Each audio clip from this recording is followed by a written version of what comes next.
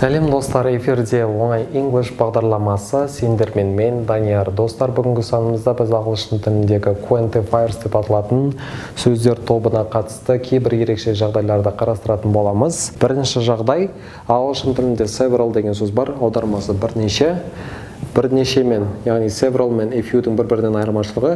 A few деп сөйлеген кезде біз 2-3 мөлшердегі затты ғана меңзейміз, ал several өзімен бірге 4, 5, 6, 7-ге дейінгі зат мөлшерін қамтиды. Екінші жағдай, a lot of, lots of, екеуінің ешқандай айырмашылығы жоқ. A lot of қолданылған жерде lots of та қолданыла береді. Үшінші жағдай, ағылшын тіліндегі plenty деген сөз. Plentyдің беретін мағынасы more than enough, яғни бізге қажет шамадан көбірек деген мағынаны білдіреді. Мысалға, we've got a plenty of time to finish.